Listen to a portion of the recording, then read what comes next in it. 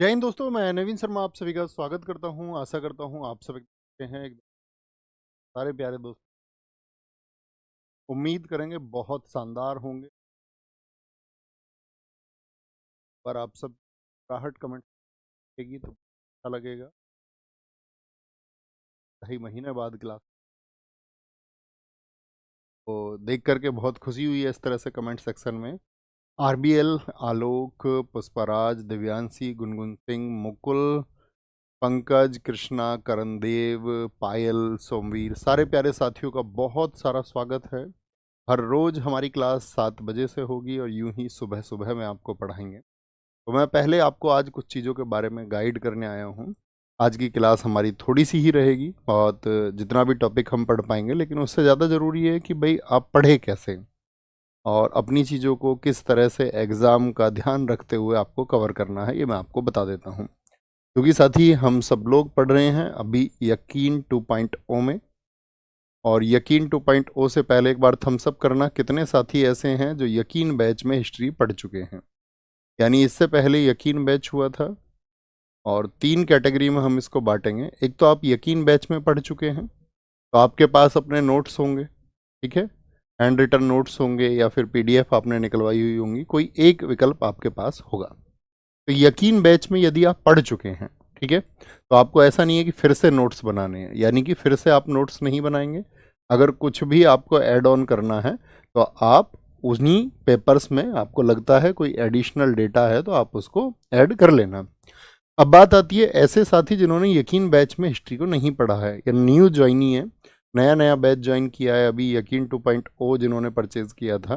तो उस यकीन 2.0 में जो साथी आपका अभी नोट्स बनाएंगे, तो मैं उनसे उम्मीद करूंगा कि वो अपने हैंड रिटन नोट्स बनाएं या पीडीएफ निकालें। सबसे इम्पोर्टेंट बात होती है पढ़ना।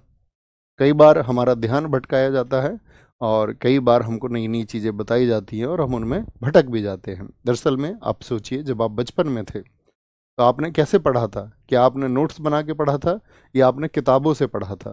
क्या इस दुनिया में वो वर्ग नहीं है जो सिर्फ किताबों से पढ़ता है? यानी आपका मूल उद्देश्य होना चाहिए पढ़ना और उसको रिवाइज करना। ओके, तो नोट्स आप बनाएंगे। अब तीसरी कैटेगरी आती है, आप सबको पता होगा हम पिछले कुछ मंथ्स में हमने नायक बैच पढ़ाया था। और नायक बैच जो कि एसएससी आपका चैनल पर चला था, नायक बैच के जिनके पास हिस्ट्री के नोट्स होंगे तो लिखना, वो लोग जो इससे पढ़ चुके हों, तो उनको भी फिर से नोट्स बनाने की ज़रूरत नहीं है। वो सिर्फ अपने नोट्स ओपन करे रहें। और नायक बैच से यदि आप पढ़ चुके थे तो मैं ये कहता हूँ बहुत शानदार रिवीजन आपका होगा। अगर आप यकीन बैच से पढ़ चुके हैं तो फिर से आपका एक शानदार रिवीजन होगा इसमें, और इसमें आपका एक अच्छा रिवीजन होगा। तो आप अपने बस नोट्स खोल के बैठे रहना जब हम आपको पढ़ाएं। यकीन 2.0 की बात करें तो अगर आप फ्रेश हैं तो फिर आपको नोट्स बनाना पड़ेगा, ठीक है। सारी बातें समझ में आ गई होंगी उम्मीद करेंगे। अब बताते हैं आपका जो हिस्ट्री का पार्ट रहेगा आपका, आप जानते हैं अगर हम कांस्टेबल की बात करें तो बाकी एग्जाम्स में उसी औसत से आप लगा लेना कि जितने का आता होगा। तो हिस्ट्री की अगर दिल्ली पुलिस कांस्टेबल की हम बात करते हैं तो कांस्टेबल में अगर हम बात करें आपका आउट ऑफ 50 क्वेश्चंस, मैं ये कहूँ 6 to 8 क्वेश्चंस आपको हिस्ट्री के देखने को मिल जाते हैं। मिनिमम नंबर है, हो सकता है 10 क्वेश्चन हो जाए, हो सकता है 5 भी रह सकते हैं। It depend on the examiner, ये एग्जामिनर पर निर्भर करेगा। अब ये 6 से 8 क्वेश्चन में क्या होता है कि ज़्यादातर जो चांसेस होते हैं, सबसे ज़्यादा जो पार्ट पूछा जाएगा वो पूछा जाता है मेडाइवल। उसके बाद में जो दूसरा पार्ट होता है सबसे अच्छा, वो होता है एंशिएंट हिस्ट्री, जहाँ से क्वेश्चन एसएससी सबसे ज़्यादा पूछता है दिल्ली पुलिस में। और इसके बाद में आपका सॉरी एंशिएंट बोल दिया हमने, मॉडर्न आएगा पहले, एंशिएंट नहीं, पहले मॉडर्न आएगा, मिडेवल हिस्ट्री, फिर आपका आता है मॉडर्न हिस्ट्री और फिर आएगा आपका एंशिएंट हिस्ट्री। अर्थात कहने का मेरा मतलब ये है कि सबसे पहले आपको प्राथमिकता देनी है मध्यकालीन इतिहास को। मध्यकालीन इतिहास के बाद में आपको आधुनिक इतिहास को पढ़ना है। आधुनिक इतिहास के बाद में पढ़ने के बाद में आपको प्राचीन इतिहास को पढ़ना है। यही क्रम आप अपने पढ़ने का रखेंगे, यही हम कक्षाओं में भी रखेंगे, ठीक है।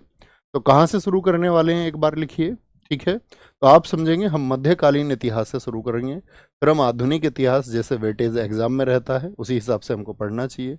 प्राचीन, जिसका बहुत कम वेटेज रहता है, उस प्राचीन इतिहास को हम सबसे बाद में पढ़ेंगे। बात क्लियर है? बात क्लियर है? सारे साथी बताएंगे एक बार, कोई इशू तो नहीं है? अब मैं आपको बता दूं कि आपकी कक्षा में बहुत सारे ऐसे बच्चे रहते हैं, अपने अनुभव के आधार पर मैं कहूं, जो शरारती बच्चे होते हैं। शरारती बच्चों से मेरा मतलब है, करना तो वो भी ज़िंदगी में अच्छा चाहते हैं, इसीलिए तो पढ़ाई करते हैं, लेकिन वो भटक जाते हैं कई बार और अपना ध्यान कई बार इधर उधर वो लगाने लग जाते हैं। तो मैं ये कहूँ कि आप बस इतना याद रखना, पूरी कक्षाएं आप करें और अच्छा परफॉर्म करना चाहते हो और जॉब चाहते हो तो इस कमेंट सेक्शन से दूर रहना। और आप कुछ भी लिखेंगे वो निरर्थक रहेगा। हाँ, आप अपना डाउट, अगर एक जेन्युइन डाउट है, आपको लगता है कि उसका सॉल्यूशन आपको नहीं मिलेगा, तो आप उसको अच्छे से लिख सकते हैं, अपने सवाल को आप पूछ सकते हैं। Okay boss? तो ये सारी बातें उम्मीद करूंगा आपको समझ में आई होगी। एग्ज़ाम आप जानते हैं अभी सीपीओ का आ गया है 9 से 12 दिसंबर। सीपीओ के बाद में आपका ये सीपीओ जेई लगा हुआ है, और सीपीओ जेई होने के बाद में आपका एमटीएस होगा एसएससी का, और एमटीएस के तुरंत बाद में दिल्ली पुलिस होगा। यानी कि कम से कम आप दिल्ली पुलिस की डेट एक आधार मान के चलिए 12 जनवरी। तो 12 जनवरी से पहले तो नहीं होगा, तो मोटे मोटे हम कहें 10 जनवरी आप अपना टारगेट मान सकते हैं। अच्छा भैया, अब जो हम हिस्ट्री पढ़ेंगे ये कब तक हमारी पूरी हो जाएगी? तो हम आपको अभी टॉपिक्स दिखाएंगे। ऐसा होगा किसी क्लास में तो एक टॉपिक ही होगा, कुछ टॉपिक छोटे हैं तो ऐसा होगा एक क्लास में 3-4 टॉपिक हो जाएंगे, ठीक है? कहीं कहीं पर 4-5 टॉपिक भी हो जाएंगे। कक्षा हम ऐसे करेंगे, मैं ध्यान से बैठ करके आपको पीडीएफ, आपका यहाँ पर रिटर्न पीडीएफ हम रखेंगे, ठीक है? रिटर्न पीडीएफ हमारी होगी ताकि आपको अतिरिक्त ध्यान न देना पड़े।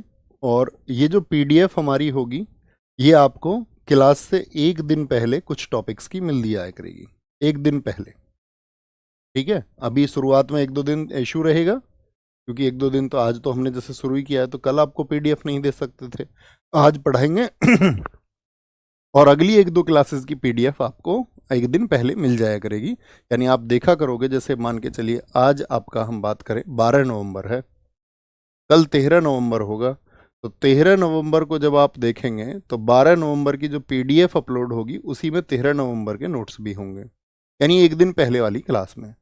जब आप 14 नवंबर की क्लास पे जाएंगे तो आपको अपना नोट्स देखना है 13 नवंबर की पीडीएफ में। 13 नवंबर की पीडीएफ में आप देखोगे उसमें आपका टॉपिक्स आगे रहेंगे। ये क्यों कर रहे हैं हम?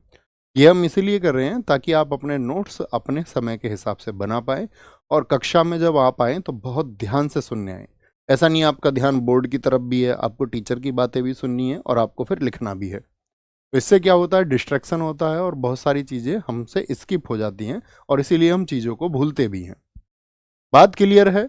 यानी जो क्लास हम कर रहे हैं, जैसे कि हमारा, आप ये मान लीजिए 2 दिन आपको इशू रहेगा, आज और कल। 14 नवंबर को आप क्लास लेने जब आएँ सुबह 7 बजे, तो उससे पहले आपको पता होगा कि मेरी पीडीएफ 13 नवंबर को आ चुकी होगी, मैं 13 की नाइट में उसको देख सकता हूँ। 15 नवंबर की पीडीएफ 14 को आ चुकी है, मतलब जैसे भी क्लास होंगी, तो इस वीक की बात है। और ये क्लास का हमारा शेड्यूल रहेगा आपका फ्राइडे तक का, मंडे टू फ्राइडे ये क्लास रहेंगी। इतनी बात भी क्लियर है? तो यानी कि जैसे सैटरडे संडे क्लास नहीं होगी भैया, तो सैटरडे संडे जब क्लास नहीं होगी तो फ्राइडे वाली जो पीडीएफ होगी उसमें अगले मंडे ट्यूसडे और नेक्स्ट वीक की पूरी पीडीएफ मिल जाएगी। बात क्लियर है? कोई इशू तो नहीं है? अब क्लासेस की बात कर लें, कौन से टॉपिक्स हमको पढ़ने हैं, नंबर ऑफ क्वेश्चंस मैं आपको बता चुका, एग्जाम डेट मैं आपको बता चुका। अब आगे आते हैं, ठीक है? अब ये टॉपिक्स की बात करते हैं, जो टॉपिक्स हमको पढ़ने हैं। तो हम मिडाइवल हिस्ट्री से शुरू करेंगे, मध्यकालीन भारत से। जैसे भारत पर मुस्लिम आक्रमण कैसे हुआ था, ठीक है, भारत में क्या स्थितियां थी, दिल्ली सल्तनत फिर कैसे आई, दिल्ली सल्तनत में जो 5 डायनेस्टी हुए। तो आप एक क्लास तो इसकी मान करके चलना, हो सकता है कि वो कम ज़्यादा हो जाए 1-2 क्लास, ठीक है? गुलाम वंश की हम बात करेंगे, एक क्लास आप इसकी मान के चलना, गुलाम वंश की। खिलजी, तुगलक और सैयद ये थोड़े छोटे वंश हैं, फिर भी आप मान के चलना कि यहाँ पर हम आपका क्या बोलेंगे, एक क्लास इसके लिए हो जाएगा, तो 3 क्लास।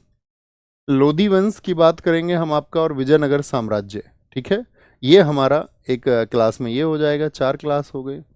दिल्ली सल्तनत में एडमिनिस्ट्रेशन किस तरह का था, दिल्ली सल्तनत में साथी साहित्य किस तरह का था, ये सब हमारा एक क्लास में हो जाएगा। नंबर ऑफ क्लासेस आप जोड़ते चलना और मुझे बताना फाइनल कितनी क्लास बनेंगी, प्लस माइनस कर लेना। उत्तर और दक्षिण भारत में जो राजवंश हुए उनको हम पढ़ेंगे। भक्ति और सूफी आंदोलन क्या चला था देश में उसको हम पढ़ेंगे। और फिर मुगल वंश की शुरुआत हम करेंगे। मुगल वंश की शुरुआत के समय पर साथी हम आपका बाबर, बाबर आपका बहुत छोटा टॉपिक है, हुमायूं और शेर शाह ये एक क्लास में हो जाएगा, ठीक है। मॉर्लेमेंटो सुधार यहाँ बीच में ये गलती से लिख गया है, ठीक है। यहाँ पर हुमायूं और शेर शाह ये गलती से कुछ टाइप हो गया, 1 मिनट में देख लेता हूँ। ये इन्होंने गलती से टाइप कर दिया है। हाँ हाँ हाँ, आधुनिक इतिहास को इन्होंने एक टॉपिक में लिख दिया है। देखिए मैं आपको बता देता हूँ, दरअसल में जब यहाँ पर होगा, हमने इनको टॉपिक लिख कर दिए थे पूरा प्रिंट, इसको छाप देना, कोई दिक्कत नहीं, कोई इशू नहीं, हम आपको बता देते हैं। देखिए ये सब हमारे आधुनिक भारत के टॉपिक हैं, ठीक है। आधुनिक भारत के टॉपिक लिखे हुए हैं, तो इन्होंने मुगल साम्राज्य में लिख दिया है कि हम पहले मुगल साम्राज्य को पढ़ेंगे। और मुगल साम्राज्य जो रहा था वो हमारा 1857 तक रहा था। कब तक रहा था? 1857 तक। बहादुर शाह जफर द्वितीय आपका अंतिम शासक थे 1837 से 57 तक। तो वहां तक पढ़ने के बाद में फिर हमारा आधुनिक इतिहास चलेगा, और ये आधुनिक इतिहास के टॉपिक हैं, ठीक है। तो कहने का मतलब जो हमने काउंट किया था, हमने काउंट किया था कि लगभग आपका 35, अगर हम आपको बताएं 35 क्लासेस में आपके टॉपिक पूरे होने थे। 35 क्लासेस में, तो आप एक आधार मान के चलना, 35 क्लासेस में हम इसको सीख जाएंगे और समझ जाएंगे। एक बार लिख दीजिए कमेंट सेक्शन में 35, ताकि हम समझ जाएं कि आप तक बात पहुंच चुकी है 35 की, ठीक है। कोई दिक्कत? बहुत थैंक यू यादव अभिषेक जी।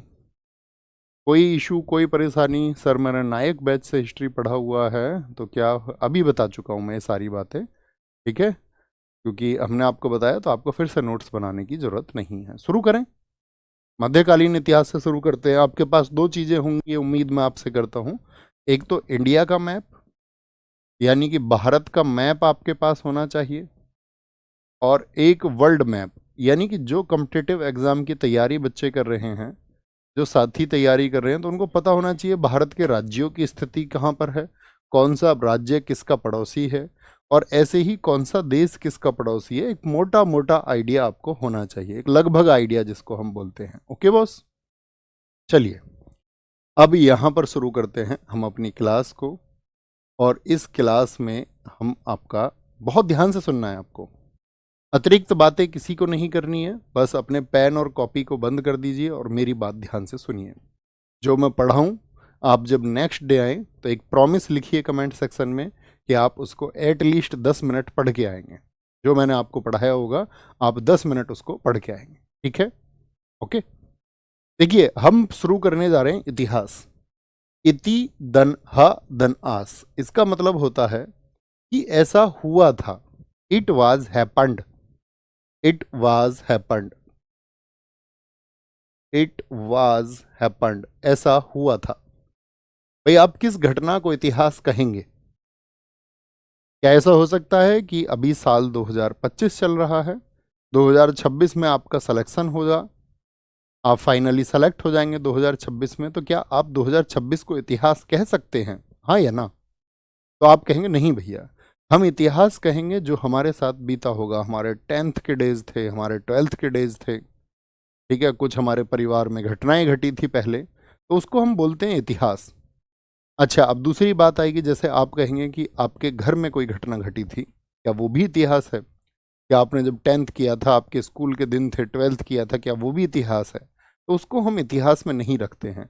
इतिहास माना जाता है उसको जो बीत चुका है, और जिसकी वजह से एक ग्लोबल चेंज आया, जिसकी वजह से कुछ देशों में आपका ज्योग्राफिकल चेंजेस देखने को मिले, आपका पॉलिटिकल चेंजेस देखने को मिले, यानी कुछ राजनीतिक परिवर्तन आए, ठीक है। और आपका कुछ लोग ऐसा इम्पैक्ट करके गए पिछले समय में, जिनकी वजह से आगे आने वाले समय में बदलाव हुआ। सिंपल सी बात है। यानी आपने साल 2023 में किसी रेस्टोरेंट में जाकर के खाना खाया था, तो क्या उसको आप इतिहास मानेंगे, हाँ या ना? तो आप कहेंगे नहीं भैया, उसको हम इतिहास नहीं मानेंगे, क्योंकि हमारे वहाँ पर खाना खाने से इस पूरी दुनिया में, देश में, राज्य में, शहर में कोई परिवर्तन नहीं आया था। तो इतिहास उसको भी माना जाता है, उस घटना को माना जाता है जिसकी वजह से कुछ चेंजेस आए हों। बात क्लियर है? कोई इशू तो नहीं? आगे आते हैं। अब इतिहास चूंकि साथी फिर लिखा किसने होगा, तो इतिहास का बोलते हैं कि सबसे पहले जो लिखने का प्रयास किया, वो लिखने का प्रयास किया था हेरोडोटस ने। यानी क्या इनसे पहले किसी ने नहीं लिखा था? इनसे पहले भी कई लोगों ने लिखा था, लेकिन वो बेतरतीब इतिहास था, क्रमवार इतिहास। कि भाई आप देखेंगे, आज जैसे क्रमवार इतिहास की हम बात करते हैं, जैसे मैं अब आपसे बोलूं कि सन 1600 में ईस्ट इंडिया कंपनी आई, सन 1605 में अकबर की डेथ हो गई। वो लोग अकबर से मिलना चाहते थे, लेकिन अकबर के मर जाने की वजह से उनको जहांगीर से मिलना पड़ा। जहांगीर 1605 से 1627 तक शासक रहा। उसके समय पर कौन सी घटनाएं हुई? 1627 से 58 तक, 1658 तक शाहजहां रहा। उसके समय पर कौन सी घटनाएं हुई? तो ऐसा इसको बोलते हैं क्रम से लिखना। तो क्रम से लिखने का पहला प्रयास किया था, यानी एक ऑर्डर में हिस्ट्री को लिखा था किसने? वो हेरोडोटस ने लिखा था। किसने लिखा था? एक ऑर्डर से, इसीलिए उसको हम फादर बोलते हैं। कभी भी किसी को फादर बोलने का मतलब यही होता है किसी विषय का, कि उसने उसका एक ऑर्डर में स्टडी करने के लिए लिखा, यानी एक क्रम में उसने खुद अध्ययन किया और उसको एक क्रम के अनुसार लिखा। ठीक है, ओके। तो जनक कौन है? हेरोडोट्स। और हेरोडोट्स ने एक बुक लिखी थी हिस्टोरिका। अब जब मैं किसी फैक्ट को इंपॉर्टेंट मार्क करूं, तो उसे आप भी अपने नोट्स में इंपॉर्टेंट मार्क करना। इंपॉर्टेंट का मतलब है कि वो परीक्षा में बहुत बार पूछा जाता है। ठीक है बॉस। अब आते हैं हम क्लासिफिकेशन ऑफ हिस्ट्री पर। तो हिस्ट्री का जो क्लासिफिकेशन हुआ है, क्लासिफिकेशन ऑफ हिस्ट्री, इतिहास का जो विभाजन होता है, और इतिहास का विभाजन यानी कि भारतीय इतिहास का हम जो अध्ययन करते हैं, वो अध्ययन हम करते हैं 3 पार्ट्स में। 3 पार्ट्स कौन कौन से हैं? ठीक है, एक तो है आपका एंशिएंट हिस्ट्री, यानी जिसके बारे में हमको पता ही नहीं है कि भाई, अगर पता ही नहीं है तो भैया फिर कैसे कहेंगे? तो इसीलिए कहा गया है अज्ञात समय। क्या आप मुझे बता सकते हैं कि जैसे आप मानव हैं, आप इंसान हैं, तो जो हमारी जाति है वो कौन सी है? तो आप कहेंगे हम होमोसेपियंस जाति के हैं सभी। आप चाहे किसी भी धर्म के व्यक्ति हों, चाहे आप किसी भी जाति के व्यक्ति हों, हम सब होमोसेपियंस हैं, हम सब समान हैं। क्योंकि राजनीतिक लोगों ने, या मैं कहूँ अपने अपने फायदे के लिए लोगों ने सबको अलग अलग धर्मों में बांट दिया, अलग अलग जातियों में बांट दिया। ये हम प्राचीन इतिहास में पढ़ेंगे कि ऐसा क्यों हुआ था। अभी हम सिर्फ बात कर रहे हैं कि हम सब होमोसेपियंस हैं। तो होमोसेपियंस का जो उदय है वो माना जाता है लगभग 40,000 साल पहले का, कि आज से 40,000 साल पहले होमोसेपियंस, क्योंकि आपने अगर कभी छोटी कक्षाओं में पढ़ा हो तो आपने पढ़ा होगा आदि मानव होते थे। आदि मानव के विकास का एक क्रम है। पहले मनुष्य जो था वो अपने चारों, दोनों हाथ दोनों पैर पर चलता था, धीरे धीरे उसने खड़े होना सीखा, और वो फिर ऐसे कंगारू की तरह मतलब ऐसे समझो आप कि वो सीधा खड़ा हो गया। तो ये एक प्रक्रिया रही है हजारों वर्षों की, कि मनुष्य ने खड़ा होना सीखा, मनुष्य ने आग जलाना सीखा, मनुष्य ने पहिया चलाना सीखा। तो इस विकास में हजारों वर्ष लगे, और लगभग 40,000 वर्षों की ये यात्रा है। बात क्लियर है? इतनी बात क्लियर है? कितने वर्षों की हमारी यात्रा है? 40,000 वर्षों में आज जो आप पढ़ रहे हैं और जो मैं पढ़ा रहा हूँ, हम सब जो एक यात्रा तय करके आए हैं वो 40,000 वर्षों की है। तो इसीलिए बोलते हैं कि उसमें कुछ लोग कहते हैं नहीं जी ये यात्रा तो 45,000 वर्षों की है, कुछ कहते नहीं ये यात्रा तो 50,000 वर्षों की है। तो इसीलिए इसको कहा जाता है अज्ञात समय, यानी कि नॉट डिफाइंड, पता नहीं है। उससे लेकर के सन 712। तो सन 712 क्या है? इससे पहले का एक भारत था। सन 712 में क्या हुआ था कि भारत में एक आक्रमणकारी आया था। कौन बताएगा उसका क्या नाम है? उसका नाम था मोहम्मद बिन कासिम। तो मोहम्मद बिन कासिम का जैसे ही आक्रमण हुआ, तो भारत में उसको बोला जाता है अरब अटैक, यानी अरब देशों के निवासियों ने भारत पर आक्रमण किया, और वह आक्रमण का वर्ष था सन 712। तो एक तो वहां तक के इतिहास को रखा है। अब अरब आक्रमण हुआ तो भारत में मुस्लिम आक्रमणकारी आना शुरू हो गए।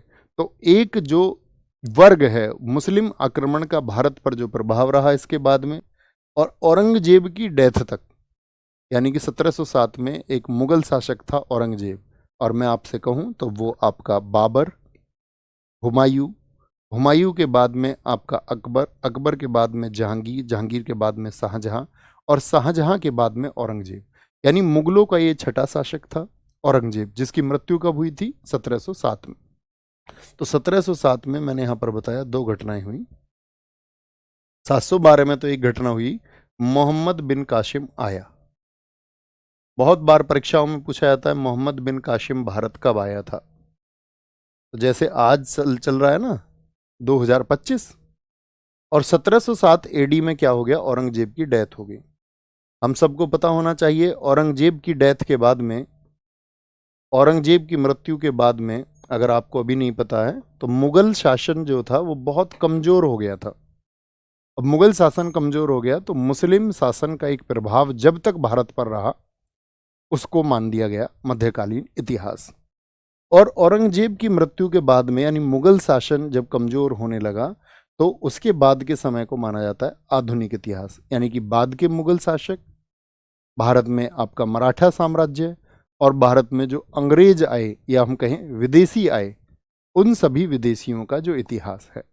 बात क्लियर? यहां तक की बात में किसी को कोई इशू बोलेंगे? अब आपने एक चीज देखी होगी कि यहां कई जगह पर लिखा हुआ है एडी एडी एडी। ये बात नोटिस में है आपके? तो पहले हम आपको एडी समझा दें। कभी कुछ छात्र होते हैं जिनको एडी बीसी का नहीं पता होता है। इसको हम डिफाइन करेंगे। आज साल कौन सा चल रहा है? 2025। ये तो सब मानते होंगे, है ना? 2025 से पहले क्या रहा होगा? 2024 रहा होगा या नहीं रहा होगा? इससे कभी पहले सन 2000 रहा होगा या नहीं रहा होगा? हाँ या ना? इससे पहले कभी 1947 भी था जब हमारा देश आजाद हुआ था, है ना? इससे पहले औरंगजेब की डेथ हुई 1707 में, जैसे मैंने अभी बताया, तो ये भी साल पहले रहा होगा। अरे बताइए हाँ या ना? ऐसे ही जब 1700 रहा होगा तो 712 रहा होगा, 712 एडी। तो जो ईसा मसीह थे ईसा मसीही का जो जन्म है वो आधार वर्ष माना गया है, उसको शून्य वर्ष माना गया है। शून्य वर्ष किसके जन्म को माना गया है? ईसा मसीह के जन्म को। यानी कि ईसा मसीह के जन्म से पहले, जैसे ईसा का जन्म हो गया 0 पर, और इससे पहले अगर कोई घटना हम कहेंगे कि ईसा के जन्म से 4 वर्ष पहले की घटना है, तो उसको क्या बोलते हैं हम? ईसा पूर्व। यानी ये हम कहना चाहते हैं कि ये घटना ईसा के जन्म से 4 वर्ष पहले की है, यानी कि बिफोर क्राइस्ट उसको हम बोलते हैं। बिफोर क्राइस्ट, बीसी उसको हम कहते हैं। ये सब हम प्राचीन इतिहास में अध्ययन करेंगे, उसकी चिंता नहीं करना। मोटे तौर पर समझिए, ये बात समझ में आई? यानी ईसा के जन्म के बाद, तो ये तो ईसा के जन्म से पहले हो गया, पूर्व का मतलब पहले ही होता है। और ये सब क्या हो गया? ये हो गया ईसा के जन्म के बाद, अर्थात ईसवी। और जो ईसवी है उसी को हम एनो डोमिनी यानी एडी भी कहते हैं। यानी कि जो वर्तमान कैलेंडर चल रहा है इसको हम एडी कहते हैं। तो जब 2026 या हम बोले कल आपको 2045 भी आएगा, 2045 को आप क्या कहेंगे? एडी। वर्तमान में जो कैलेंडर चल रहा है इसको एडी लिखते हैं। Okay boss? और जो ईसा के जन्म से पहले है, यानी कि 0 से भी पहले है, उसको हम बोलते हैं आपका ईसा पूर्व। अब हम आपको छठी क्लास में ले जाते हैं। छठी क्लास में आपने नकारात्मक और सकारात्मक संख्याएं पढ़ी होंगी, नेगेटिव एंड पॉजिटिव नंबर्स। जैसे कि यहाँ 0 है, दाएं हाथ पर रहते थे +1, +2, +3, और बाएं हाथ पर रहते थे -1। बोले भैया अब तो हम भूल गए, वो पुरानी बातें हैं। भूल गए तो कोई बात नहीं, हम याद दिला देंगे। ये तो अरे जोड़ घटाने तो सबको आते होंगे, हाँ या ना? आप कहेंगे हाँ जी भैया आते होंगे। तो इसके कहने का मतलब क्या है? कहने का मतलब ये है कि मैं यदि आपसे बोलूं कि सिकंदर 326 बीसी में भारत आया, कौन आया? सिकंदर आया। तो मैं आपसे पूछ रहा हूं अब से कितने साल पहले वो आया था? तो आपको हमेशा देखना है वर्तमान में जो समय चल रहा है 2025, उसमें उसको ऐड कर देंगे। क्योंकि बीसी का मतलब क्या है? 0 से पहले 326 साल, और इधर वाले 2025। तो बीसी का क्या मतलब है? इतने साल पहले, यानी कि अभी 2025 तो चल ही रहा है, इससे भी 2025 के अलावा भी 326 साल पहले। तो कभी भी बीसी लिखा मिलेगा तो आप उसको जोड़ दें। बात क्लियर है? किसी को कोई इश्यू तो नहीं होगा? ये तो बहुत छोटी सी बात है। जैसे मैं आपको एक संख्या देता हूं, जैसे मैं आपसे बोलूं कि कोई घटना 135 ईसा पूर्व में हुई, यानी कि 135 बीसी में कोई इंसिडेंट हुआ था, तो मैं आपसे पूछूं आज से कितने साल पहले हुआ था, तो सिंपल आप कहेंगे 2025, तो ये साल हमने गुजार ही दिए कैलेंडर वाले, और ईसा के जन्म से भी 135 पहले कह रहे हैं, तो दोनों को जोड़ देंगे। और दोनों को जोड़ने का मतलब क्या हो जाएगा आपका, 2160 साल पहले की बात मैं कर रहा हूँ। ये बात क्लियर है? तो बीसी और एडी में कभी कंफ्यूज नहीं होना। बीसी का मतलब 2025 में सिंपल जोड़ दो। अच्छा, इतने साल पहले की बात है, इतने साल पहले की बात हम कर रहे हैं। ठीक है, शुरू करते हैं अब। हाँ जी भैया, अब हम आते हैं धर्म। सबसे पहले देखिए, रिलीजन, रिलीजन अगर मैं आपसे कहूं कि पूरी दुनिया में कितने धर्म हैं, तो आप कहेंगे पूरे विश्व में 4500 से अधिक संप्रदाय हैं। अब हर धर्म के अलग रीति रिवाज होते हैं, हर धर्म की अलग पद्धतियां हैं। कहीं ना कुछ लोगों ने उन धर्म की क्या रीति रिवाज होंगे, क्या पद्धतियां होंगे, इनको समय समय पर गढ़ा है।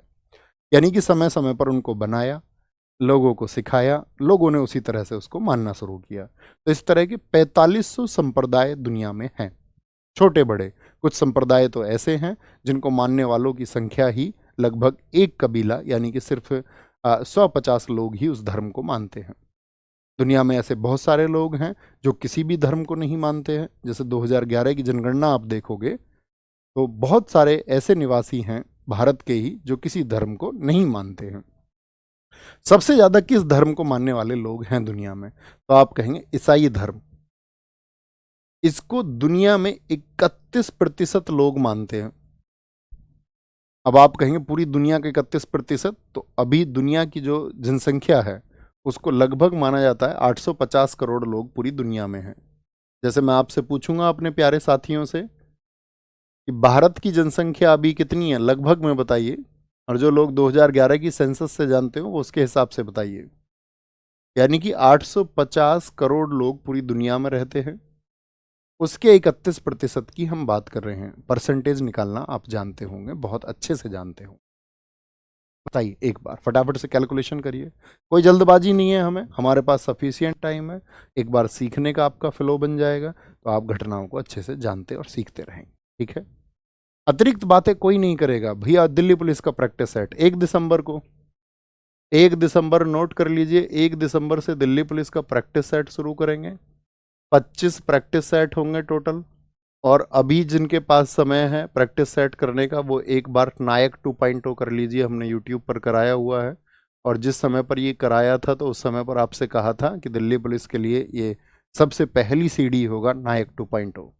जब आप नायक 2.0 कर लें तो ये 25 प्रैक्टिस सेट जो हम 1 दिसंबर से चलाएंगे, और ये चलाएंगे हम सुबह 9 बजे से। सुबह 9 बजे, कितने बजे? सुबह 9 बजे से ही हम चलाएंगे।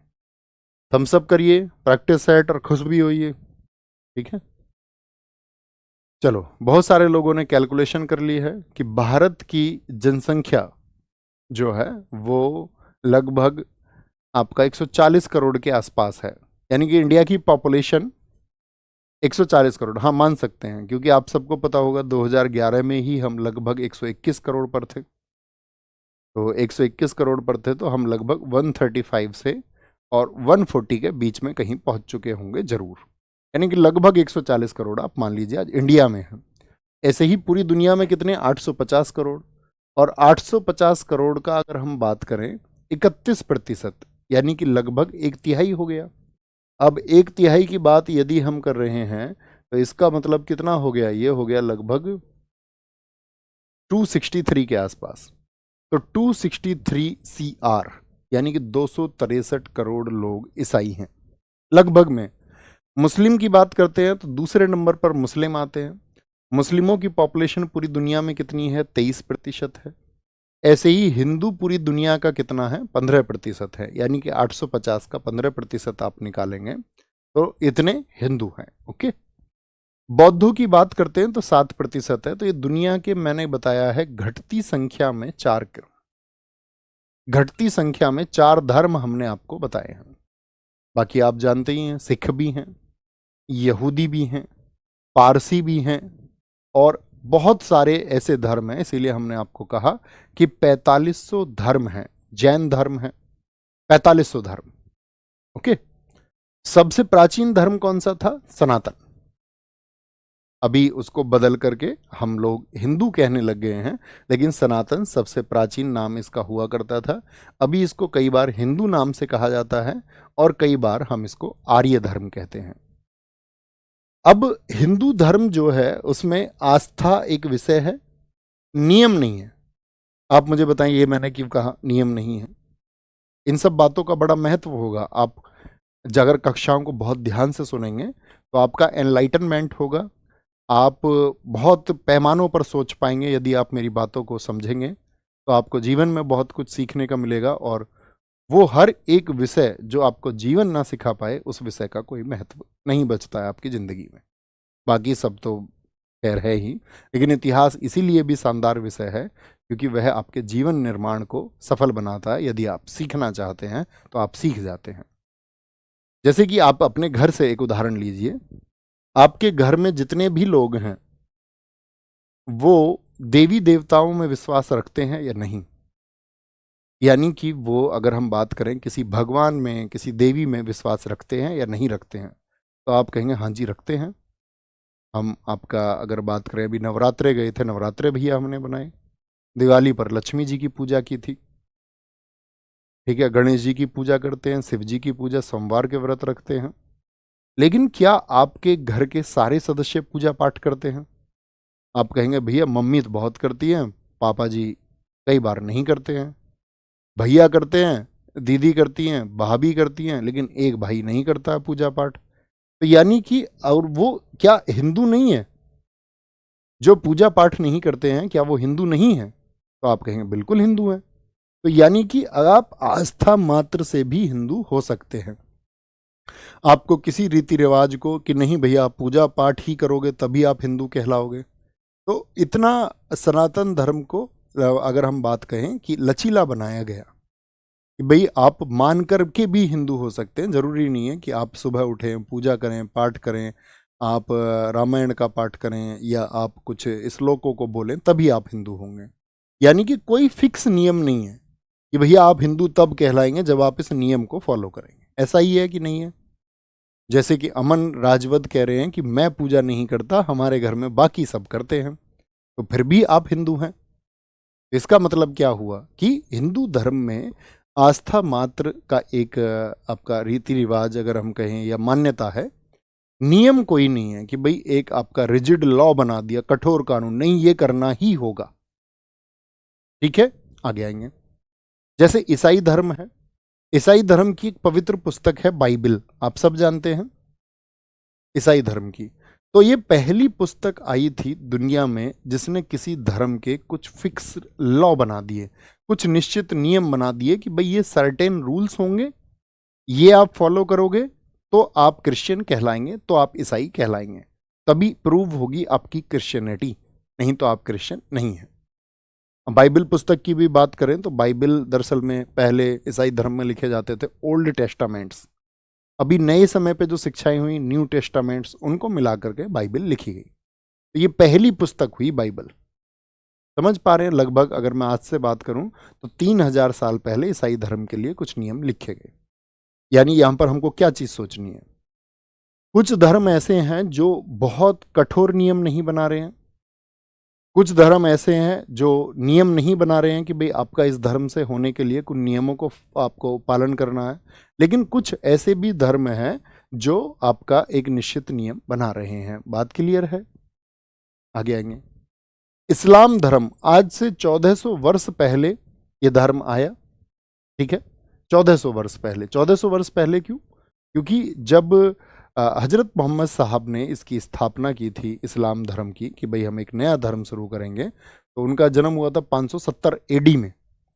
570 एडी का मतलब क्या हुआ? यानी कि हम वर्तमान कैलेंडर की बात कर रहे हैं, 570 साल, 570। तो जैसे अभी 2025 चल रहा है, मैंने बताया ऐसे ही 1600 भी रहा होगा, ऐसे ही 1200 भी रहा होगा, ऐसे ही 900 भी रहा होगा, ऐसे ही 712 भी था, ऐसे ही 570 है, यानी लगभग 1400 वर्ष पहले। और इस्लाम धर्म की जो पवित्र पुस्तक है उसका नाम है कुरान, ये सब जानते होंगे। कुरान में विशेष नियम बताए गए हैं। तो ये हम कहना चाह रहे हैं कि कुछ धर्मों में कुछ विशेष नियम बनाए गए हैं और कुछ धर्म ऐसे हैं जिनके विशेष नियम नहीं हैं। ठीक है। तो इस्लाम धर्म की जो स्थापना की थी वो पैगंबर मोहम्मद साहब का जो जन्म हुआ था वो 570 एडी में हुआ था और इनका जन्म हुआ था मक्का में, जो कि सऊदी अरब में एक जगह पड़ती है, सऊदी अरब में। ठीक है। अरब देशों की स्थिति क्या थी जहां पर ये जन्मे थे? अरब कंट्रीज। अरब कंट्रीज हम उन कंट्रीज को कहते हैं जहां पर रेगिस्तान बहुत है। भारत के, अगर आप भारत का नक्शा आपने देखा है, भारत के बराबर में यदि आप देखेंगे तो कौन सा देश है? तो आप कहेंगे भैया भारत के एकदम बराबर लेफ्ट में पाकिस्तान है, पाकिस्तान से ऊपर अफगानिस्तान है, इधर फिर आपका ईरान, इराक, इस तरह के देश हैं, फिर आपका सीरिया, मिस्र जैसे देश हैं। तो यानी कि आप लेफ्ट की तरफ बढ़ते जाएंगे तो यही जो स्थल है यही अरब देश है, जहां पर आपका सऊदी अरब है। सऊदी अरब किस किस ने मैप पर देखा है? अगर नहीं देखा है तो आज ही आप वर्ल्ड मैप को डाउनलोड करें और उस पर आपको ढूंढना है कि सऊदी अरब कहाँ पर है। तो उसके आसपास का जो क्षेत्र है वो आपका अरब क्षेत्र आता है। तो अरब क्षेत्र में क्या था? रेगिस्तान था। अब रेगिस्तान था तो वहां पर, रेगिस्तान में आप जानते हो बहुत उपजाऊ भूमि तो होती नहीं है, यानी कि फर्टाइल लैंड होता है क्या? वहां पर खेती होती है, हाँ या ना? तो आप कहेंगे नहीं भैया, उपजाऊ भूमि नहीं थी। अब उपजाऊ भूमि नहीं थी तो उस समय पर लोग रहते कैसे थे? लोग रहते थे आपका कबीलों में। ये हमने लिखा है, मुख्यतः इस समय पर कबीले होते थे। जैसे कि आज आपने गांव देखे हैं, किसी किसी गांव में आप जानते हैं 1000 लोग रहते हैं, किसी गांव में 2000 लोग रहते हैं। गांव की बात कर रहे हैं, विलेज की। प्राचीन समय पर क्या है, इनको गांव ना कह करके जब रहते थे कहीं पर 10 लोग, कहीं पर 50 लोग, और जगह जगह पर कबीले होते थे। जैसे एक कबीला यहाँ हो गया, एक 10 किलोमीटर के बाद में हो गया, एक 30 किलोमीटर के बाद में एक कबीला हो गया। तो आप कहेंगे हाँ भैया जनसंख्या कम थी पहले, तो लोग कम रहे होंगे तो इतनी भीड़ भाड़ थोड़ी ना होगी पहले, इतनी भीड़ थोड़ी थी। आप कहेंगे नहीं, इतनी भीड़ नहीं थी। अरब देश जो कि साथी रेगिस्तान और कुछ उपजाऊ भूमि उसमें थी, उसमें मुख्यतः कबीले होते थे और हर कबीला किसी ना किसी की पूजा करता था। हर कबीला, जैसे कि आप देखते होंगे गाँव में, आज के समय में आप देखिए कोई देवता होते हैं, कहीं पर आपके गांव में भी कोई एक मंदिर होगा, कहीं पर खेड़ा देवता बोल देते हैं, ठीक है, कहीं पर कोई से देवता हैं तो एक मंदिर बना लेते हैं और गांव में उनको बोल देते हैं कुल देवता हैं एक गांव के। कई जगह होते भी नहीं है। तो कहने का मतलब है कबीले यानी कि आपका पूजा पद्धति को शुरू कर चुके थे, किसी ना किसी में वो विश्वास रखते थे और ये मानते थे। जैसे पहले आप जानते हैं स्वास्थ्य सेवाएं नहीं थी, हेल्थ सर्विसेज नहीं थी, बच्चा बीमार हुआ और मर गया। महामारी बहुत थी पहले, पेंडेमिक बहुत थी, इतनी महामारियां दुनिया में रही हैं कि किसी किसी महामारी के चलते हुए, जैसे ब्लैक डेथ आई थी, 1/3 पॉपुलेशन पूरी दुनिया की मर गई। तो लोग ऐसे में डरते थे क्योंकि मेडिसिन नहीं आई थी, जीवाणु विषाणु ये सब लोग नहीं जानते थे कि बैक्टीरिया क्या होता है, वायरस क्या होता है। ये तो 17वीं सेंचुरी में पता चला ना लोगों को, 17वीं शताब्दी में। तो उस समय तो लोग मर जाते थे तो लोगों को डर लगता था कि यार हमारे बच्चों की रक्षा कौन करेगा। तो ऐसे में ये किसी न किसी देवता को पूजते थे और किसी न किसी देवता को उस समय कबीलों में पूजा जाना शुरू हुआ और एक आस्था शुरू हुई कि ये जो देवता हैं ये हमारे कबीले की रक्षा शुरू करते हैं या इनके द्वारा हमारे कबीले की रक्षा होती है। ठीक है। तो प्रत्येक कबीले का एक देवता होता था। अब जो मोहम्मद साहब थे इनका जन्म हुआ था कुरैश परिवार में। देखिए एक और बात मैं आपको बता देता हूं, आजकल की आधुनिक शिक्षा में बच्चों के अंदर धर्म और जाति को लेकर के बहुत जहर घोल दिया गया है और ये स्वतः नहीं पैदा हुआ है आपके अंदर, ये किसी ने आपके अंदर पाला गया है। जैसे मैं हमेशा कहता था कि यदि आपको पढ़ना सीखना है तो आपको एक शब्द सीखना होगा, प्रेजुडाइस, पूर्वाग्रह। पहले हर विषय को पढ़ने से पहले आपको इसको समझना है, प्रेजुडाइस यानी कि पूर्वाग्रह का मतलब क्या होता है आप समझिए। आप छोटे बच्चे थे, हम सब रहे होंगे छोटे बच्चे, तो मुझे आप सच सच एक बात बताना, जब आप छोटे से थे यानी कि 3 4 5 वर्ष के थे या जब आप 2 वर्ष के थे, जब आपको कोई भी गोदी में खिला लेता था तो क्या आप गोदी में जाते थे उस व्यक्ति के कि भाई ये इस जाति का है मैं तो इसकी गोदी में जाऊंगा, ये तो इस धर्म का व्यक्ति है। क्या आप ये सब जानते थे? धर्म क्या होता है, जाति क्या होता है, ऊंचा क्या होता है, नीचा क्या होता है, अमीर क्या होता है, गरीब क्या होता है, क्या ये सब आप जानते थे? ईमानदार क्या होता है, बेईमान क्या होता है? तो आप कहेंगे नहीं भैया। फिर आपने ये सब कब सीखा, आपने यह सब कब जाना? तो आप कहेंगे भैया ये जो मैंने जाना, धीरे धीरे जब मैं बढ़ा, मेरा आईक्यू लेवल जब डेवलप होना शुरू हुआ, जब मैंने बोलना जाना, जब मैंने सुनना जाना, जब मैंने बहुत सारे विचार सुने, अपने परिवार में जिस घर में मैं रहता था वहाँ के लोगों के विचार सुने, जिस सोसाइटी में हम थे, जिस समाज में थे, जिस गांव में थे, जिस शहर में थे, जो मेरे दोस्त थे, स्कूल में मेरे दोस्त रहे, गांव में मेरा परिवेश रहा, चाचा ताऊ मामा मामी सब जगह हम गए, कहीं ना कहीं से कुछ ना कुछ सीखने को मिला। क्योंकि मनुष्य इस पूरी ज्ञात श्रृंखला में, सभी जीवों में ऐसा मनुष्य है जो सीख सकता है, जो कल्पनाएं कर सकता है। दुनिया में कोई और जीव कल्पना नहीं कर सकता है, इसीलिए मनुष्य सबसे बेहतर है। तो आपने ये सब कहां से सीखा बताइए एक बार? तो किसी ने न किसी ने आपको सिखाया, चाहे न्यूज से सीखा आपने, चाहे मीडिया से सीखा, चाहे आपने फोन से सीखा, चाहे आपने लोगों से सुन के सीखा, चाहे आपने अपने दोस्तों से सीखा, चाहे आपने टीचर से सीखा, कहीं ना कहीं से आपने कुछ सीखा। ठीक है? और उन्होंने कहां से सीखा होगा, मेरा सवाल यह है, भैया उनको भी किसी ना किसी ने इसी तरह से सिखाया होगा। आज आपके सोचने और समझने की जो शक्ति है वो कहीं ना कहीं से आई है, और जिनसे ट्रांसफर होकर के आई है, आप मान लीजिए खुद को आप एक्स है, तो आपको जो ट्रांसफर होकर आई है, आपने वाई लोगों से वो सीखा होगा। हाँ या ना? सत्य बात है। वाई लोगों ने किससे सीखा होगा? जेड।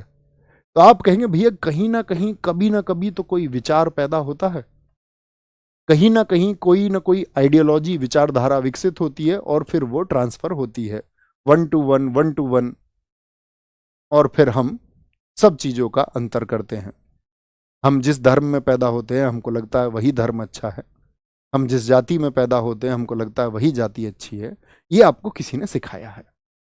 तो पहली बात मैं आपसे सबसे ये रिक्वेस्ट करूंगा कि आप इन सारे बंधनों को तोड़ करके एक अच्छे मानव सबसे पहले बनेंगे, और आप समझेंगे कि मेरा आज तक जो भी विचार था वो किसी वजह से है। आप एक स्वतंत्र विचार पैदा करेंगे, आप स्वतंत्र होकर के सोचेंगे, आप बंधनों में बंध करके नहीं सोचेंगे। यानी कि आप जो बंधनों में बंध करके सोचते हैं, आप वह सोचते हैं जो कोई और आपको सोचने के लिए मजबूर करता है, वह आपकी सोच नहीं है। तो आप बंधनों से मुक्त होंगे, और एक बार यस लिख दें, आप कहेंगे हाँ जी, तभी आप सीख पाएंगे। नहीं तो आप अगर संकुचित मस्तिष्क से पढ़ना चाहते हैं, कॉन्ट्रैक्टेड माइंड से, तो फिर तो मतलब सीखना ना सीखना बराबर है। ओके, आते हैं। तो कुरैश परिवार में मोहम्मद साहब का जन्म हुआ था, पैगंबर मोहम्मद, और वहां पर एक काले पत्थर की पूजा होती थी। और मोहम्मद साहब की जो डेथ हुई है वो हुई है 632 एडी में। ठीक है? अभी हम जब अलग अलग धर्मों को पढ़ाएंगे आपको, इस्लाम धर्म, कौन मोहम्मद साहब थे, उनकी क्या शिक्षाएं थी, क्यों विरोध हुआ था उनका, 632 में उनकी डेथ हुई थी, हिजरी संवत क्यों चला था, क्या उनके उपदेश थे, किस तरह लोगों को उन्होंने जोड़ा और इतना बड़ा एक धर्म स्थापित किया, तो ये सब शिक्षाएं हम जानेंगे। ओके, अभी मोटा मोटा जानिए। अबू जो ये आपका हजरत मोहम्मद साहब है, जब इनकी डेथ हुई, तो इनकी जब डेथ हुई तो ये बात हुई कि भाई इस्लाम में अब मोहम्मद साहब के बाद में, यानी सन 632 जब था, तो उनकी डेथ के बाद में अब इस्लाम को कौन संभाले, यानी कि अब शिक्षाएं कौन देगा, या पैगंबर मोहम्मद साहब की जो शिक्षाएं हैं उनको आगे कौन बढ़ाएंगे। तो सबकी बैठक हुई, और उस बैठक में एक पद बनाया गया, खलीफा, कैलिफ, इसको बोलते थे बगदाद का खलीफा। यानी कि पूरी दुनिया में कहीं पर भी मुसलमान होंगे तो खलीफा का जो आदेश होगा वह प्रथम आदेश होगा, उसको मानना पड़ेगा। आप चाहे कहीं भी हो, चाहे आप भारत हो, चाहे आप आपका अरब के देशों में हो, चाहे आप यूरोप के देशों में हो, खलीफा का एक आदेश होगा, और वही आदेश सर्वप्रथम आदेश होगा, वह सभी मुसलमानों के लिए प्राथमिक होगा, वो प्रायोरिटी होगी, उस ऑर्डर को फॉलो करना पड़ेगा। तो मोहम्मद साहब की डेथ के बाद में कौन सा पोस्ट क्रिएट कर दिया गया? खलीफा। तो इस तरह से पहला व्यक्ति जो यहाँ पर बनाए गए, पहले व्यक्ति बनाए गए अबू बकर, जो पहले खलीफा हुए। अबू बकर के बाद में दूसरे खलीफा हुए, क्योंकि ये 2 साल बाद इनकी भी डेथ हो गई थी। अबू बकर 632 से 634 तक रहे। 634 से 644 यानी 10 साल तक खलीफा रहे थे उमर व्यक्ति। तो कई बार कॉम्पिटिटिव एग्जाम में सीधा क्वेश्चन पूछा जाता है कि इस्लाम जगत में मोहम्मद साहब की मृत्यु के बाद में प्रथम खलीफा कौन हुए थे? तो क्या नाम लिखेंगे? अबू बकर। दूसरे खलीफा कौन हुए? उमर। उमर एक ऐसे व्यक्ति हुए जिन्होंने इस्लाम का प्रचार बहुत बड़े स्तर पर किया। यानी आज का जो सीरिया है, आज का जो मिस्र है, आज का जो ईरान है, इन क्षेत्रों तक इनको पहुंचाया था आपका किसने? सारे लोग बोले। सब तक यहां तक पहुंचाया उमर ने। इसके बाद में उस्मान, उस्मान के बाद में अली, ये मोहम्मद साहब के दामाद रहे थे बाद में। तो कहने का मतलब ये है कि कितने खलीफा हुए थे, आपको याद रखना है कॉमन, 4 खलीफा हुए। और इन खलीफाओं का क्या काम था? मोहम्मद साहब की शिक्षाओं को सब तक पहुंचाना, यानी कि इस्लाम का प्रचार और प्रसार करना। अब हम सब जब जन्म लेते हैं तो किसी ना किसी वंश से होते हैं। तो इनकी जो डायनेस्टी थी, ये सब उमैयद वंश के लोग थे। यानी सन 633 से 750 तक जितने भी खलीफा हुए, यानी कुल 18 कैलिफ बोलते, कैलिफ 18 कैलिफ हुए, वो सब किस डायनेस्टी से थे? उमैयद वंश से। अभी हमने किसी पर महत्वपूर्ण नहीं लिखा, यानी एक परीक्षा के लिए उपयोगी नहीं है, आपके जानने के लिए उपयोगी है। आपको सिर्फ वो चीज़ें नहीं पढ़नी है जो आपसे एग्जाम में पूछी जाएंगी। एग्जाम में जो चीज़ें पूछी जाएंगी वो प्रश्न करने के लिए आपको जब इर्द गिर्द की चीज़ें पता रहेंगी तो आप आसानी से क्वेश्चन को सेलेक्ट कर सकते हैं। ठीक है। राधा तंवर जी कह रही हैं, मीन वाइल एक अच्छा धर्म, इंसान और कास्ट वो है जो सबको रेस्पेक्ट दे। जी भैया, भैया हैं आप, दीदी हैं, ये पता नहीं, राधा नाम से लग रहा है आप दीदी हैं। तो दीदी, मेरे हिसाब से आपका थॉट प्रोसेस एकदम अच्छा है, सबसे बेहतर इंसान वही है और आपका सोचना एकदम से सही है। ठीक है। तो उमैयद वंश के कितने खलीफा हुए? 18 खलीफा हुए। अब चूंकि दुनिया में कॉन्फ्लिक्ट्स होते हैं, संघर्ष होते हैं, तो उमैयदों का जो राजवंश चल रहा था, एक अब्बासी वंश के लोग आए और अब्बासियों ने उमैयदों को खत्म कर दिया। और सन 750 में यहां पर इनके 37 खलीफा हुए।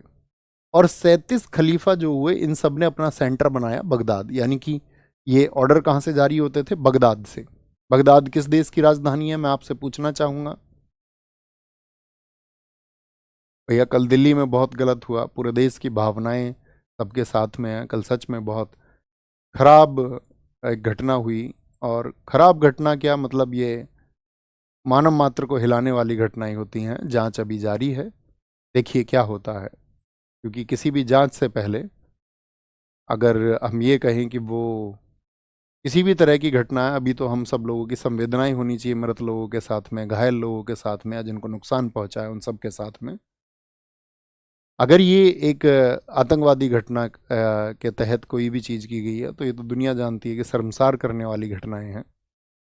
बाकी ये इंसिडेंट किसी भी वजह से हुआ है तो फिर भी आपको संवेदनाएं तो रखनी पड़ेंगी। ठीक है। तो खलीफा कैसे समझ गए आप? समझ गए जैसे कि आपके गांव में कौन है? एक प्रधान है।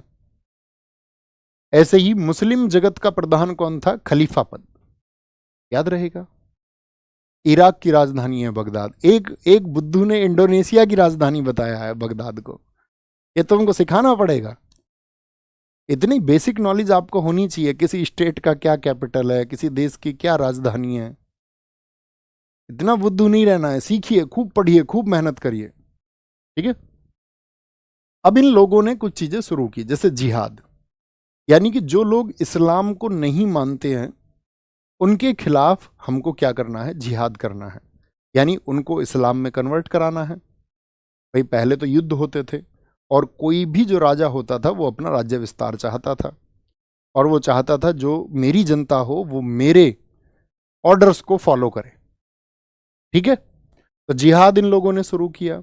और इसी जिहाद के चलते हुए अगर अगर मैं आपसे आज कहूं आज जिहाद का क्या मतलब है, तो आज जिहाद का मतलब है, ये कहा जाता है कि जिहाद का मतलब है आपके अंदर ऐसी कौन सी चीजें हैं जो आपको एक बेहतर इंसान बनने से रोकती हैं, उनसे आपको लड़ना है। ये जिहाद है।